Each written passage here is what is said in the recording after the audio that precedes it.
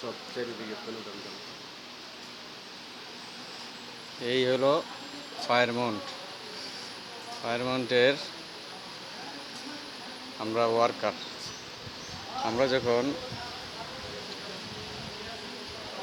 নিচে দেখলে হ্যাঁ দেখলে আমরা যখন কাজ করতে চলে যাই কোম্পানির ভিতরে, তখন কোম্পানির লোকেরা এসে আমাদের রুমের ভিতরে এভাবে নির্যাতন চালায়। আর আমরা যখন কেউ কেউ নাইট করি তখন এরা এভাবে শুয়ে থাকে। ভিডিও করতেছি, আমাদের রুমের ভিতরে অত্যাচার করতেছে, যেগুলো আমরা ফেসবুকে ছাড়বো। এই যে আপনারা দেখতে পাচ্ছেন, বেডশিট, কাপড় চোপড় সব এভাবে। হ্যাঁ, আমাদেরকে কোনো ইনফরমেশন ছাড়া, কোনো কিছু ছাড়া। এই যে দেখেন,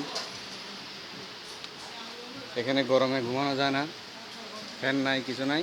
এখানে নিজস্ব টাকায় ফ্যান কিনে আনছি। ফ্যানের কীভাবে ছিঁড়ে ফেলা দিছে, কাপড় চোপড় কীভাবে নিচে ফেলা দিছে, বেড বালিশপত্র আমাদের সব কিছু এভাবে নির্যাতন চালায় এরা। এই যে দেখতে পাচ্ছেন, এই যে আমাদের কম্বল বালিশ বাকি সামান সব এভাবে পড়ে আছে। আমরা রাত্রের 12টায় কাজ থেকে আসবো, আসার পরে এগুলো কীভাবে আমরা গুছাবো না ঘুমাবো, আবার পরের দিন সকালে কাজে যেতে হবে। আপনারা বলেন, এই ফায়ারমাউন্টের এই নির্যাতন কতদিন চলবে? কীভাবে আমরা এই নির্যাতন সহ্য করে এখানে থাকি? এই যে এখানে আছে কতগুলো কাপড়, জুতা সব এক জায়গায়।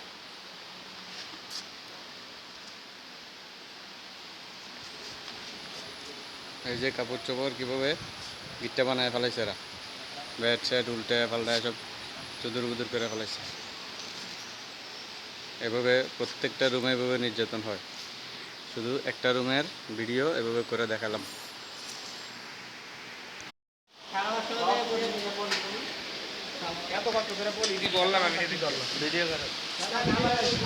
মানে এগুলো ফেসবুকে ছাড়বো ভিডিও করে।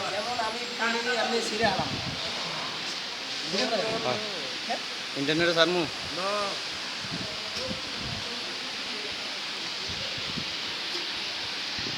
ইন্টারনেটে ছাড়বো। কোম্পানির লোকেদের নির্যাতন কীভাবে আমরা সহ্য করে এখানে থাকি, এভাবে নির্যাতন করলে আমরা রাত্রে 12টা 1টা ডিউটি থেকে আসে কীভাবে ঘুমাই।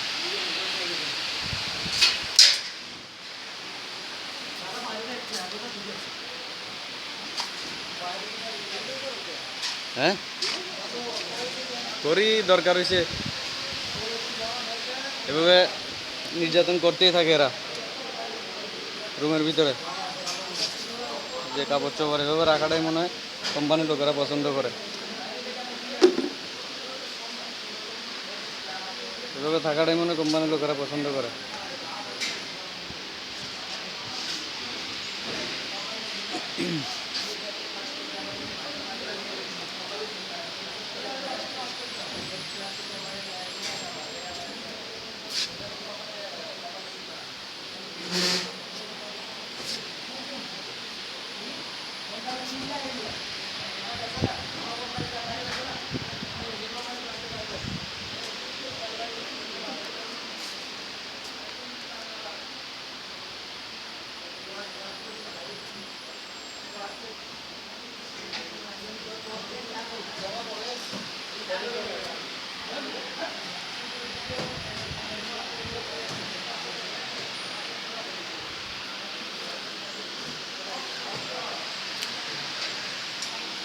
ভিডিও করেন কা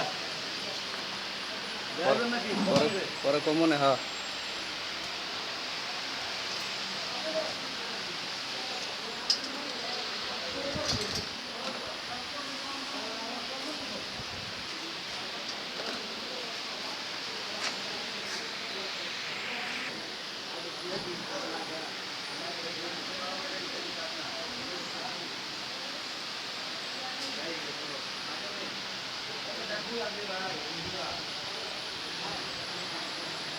প্রত্যেকটা রুমেই এভাবে করা হয়েছে, প্রত্যেকটা রুমে এভাবে করা হয়।